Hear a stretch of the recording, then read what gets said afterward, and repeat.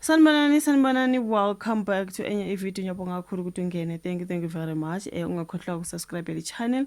Mangaba ka subscribe, like the video and share the video as well. I know that I haven't uploaded in 2 days, you guys. I've been very busy. So ngiyabona bekhulunywa ke ngobhuti uKate Matlala. I think says he applied, he was appealing the denial of his bail. Okay, so he was back enkantolo ke and wabuye ke wanqatshelwa futhi bail. So angazi ukuthi yini ubhutize bemenza acabanga ukuthi he can honestly get bail, or mhlambe kwathina besicabanga ukuthi he might get bail because we saw Kati Somulife getting bail.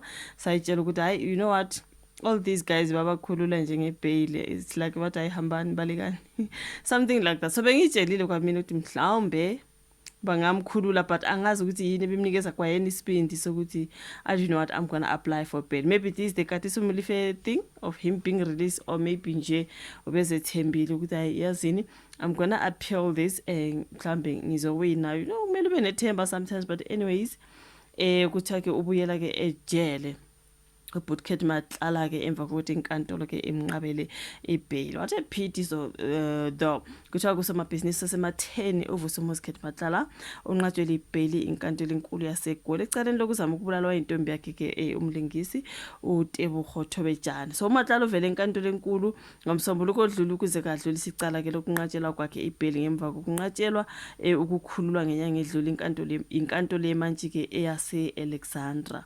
Ubhekana necala lokuzama ukubulala uTebogo Thobejane kulandela isigameko sokudubula emgwaqweni ongithela waye kwe-ON1 ngaseSandton ngo-2023. Aphinda abhekane futhi namacala okwakha itulo lokubulala nokushushumbisa imali. uThobejane bedume ngokulingisa nje kumvango.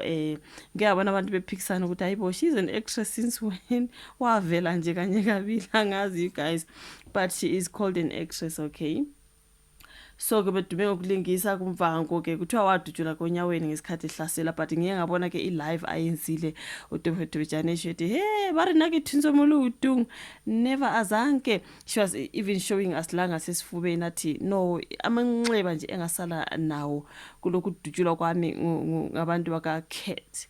Usibonise nje 3 dots here la ngasesifubeni. Mangabe uyibonile le love kaTebogo Thobejane ubekhuluma ngaloko ukuthi njalo nje kuloko kuthiwa ke yena wadubuleka enyaweni kodwa akazange adubuleka enyaweni, is only la ngasesifubeni kwaba nje mhlambe nenhlansinyane ezamuthi qhaqhaqhalayo ngasesifubeni.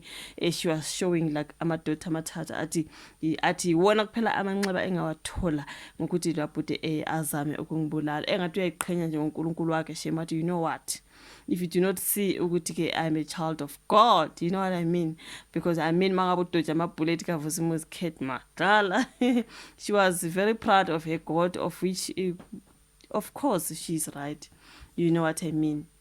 uNkulunkulu ke wamvikela okubi ke kodwa ukuthi kwadubule kumngani wakhe ayihamba naye siyesayizwa kuthiwa ke allegedly she's paralyzed kunjena nje. So kubi kakhulu lokho bebafethu.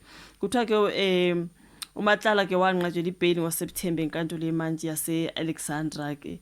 So ke yamene ithi ngiboni la ukuthi ubhekana necala lokuzama ukubulala uThobejane wasenqatshelwa ke ibail ngoSeptember enkantolo yase-Alexandra ngemva kokuthi imantshi uSaitha Prinsloo ikhipha isinqumo sokuthi wehlulekile ukuveza izimo ezibalekile zokudedelwa kwakhe ke wathola ukuthi angahlabaleke kwela kuleli njengoba ke kuye kwaye kwavela ukuthi unabo mazisi umazisi ongumbombayi mhlambe owaseSwatini sezwa ngalolu daba lokuthi he's got 2 identities. So kunzima ke bafethu. So ithi ngibone ke ubhekane necala lokuzama ukubulala uThobejane kulandeka isigameko sokudubuleka siye sakhuluma ngalokho. So yeah, I mean at the end of the day ke lona daba ke luka bhuti Kate Matlala uTebogo Thobejane sezwa kuthiwa ke kwamanye amazwe angazi ukuliphizwe you guys, kwathiwa ke she's hiding somewhere because ever since ke lokhana ukuzanywa ukubulawa kwakhe ke ugela sakwazi ukuhlala eMzansi, kumele abaleke since,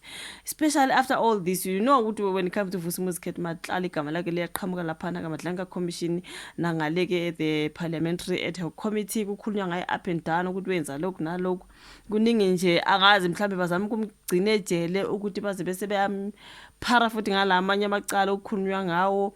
Ngiyabona lele kaJerry Bushokga ngathi lezi 2 days inga-uploading ingekho. Ngiyabona nje ukukhulunywa ke ngokuthi hey kuthiwa ke athi amaphoyisa mayosesha laphana. Okay, ikhethene la abalithola lapha babeyosesha resembles the one that is kuleya video kaJerry Bushokga mangabe wayibona ubhuti Jerry Bushokga kuthiwa ke wanyamalala ene-meeting yebhizinisi engumngane omkhulu kaVusimuzi Khetimatlala baba ne-meeting, then he disappeared, he was kidnapped. He just called his wife, allegedly his wife or his sister, wathi I am kidnapped, engasabonakali ke engasajiki kuleyo interview. So ke kodwa kuthiwa the curtain resembles the one amaphoyisa athi efika laphana eyosesha balithola bacabanga ukuthi kusho ukuthi ngathi wayigcine laphana bla bla bla. Angifuni ukungena kuzo kakhulu bafethu, angifuni ukugcine sengilandelwa ngoba there's just a whole lot of things. So sikhuluma ke ngayo ubhuti uKhetimatlala ukuthi uye wanqatshelwa ibheli, ngicwalisa nje ukuthi mhlawumbe ngoba ngathi kuningi that he is accused, ngoba kushiwo ukuthi kuthiwa ke honestly he is a risk emphakathini, so abakwazi ukumtetela ngebail. He is a risk because of zonke lezi esezikhulunyiwe ngaye. There's just a whole lot that is coming out, he did this and that. Nayo le kabhuti Jerry Bushokga engikhuluma ngayo. So sabona ne video ka mama ka Jerry Bushokga ethi it was Khetimatlala, what, why are you so heartless Matlala, what. I even sat on the table with Khetimatlala's wife. Zonke lezo zinto, so kusho ukuthi zonke mhla ngiyacabanga just thinking out loud ukuthi maybe bazama ukumgcina nje laphana bese beyamphara ngawo wonke la amanye angazi. I'm just saying, but siye samangala ke sibona ke kukhululwa ubhuti kaTsomoli family, like wow, okay.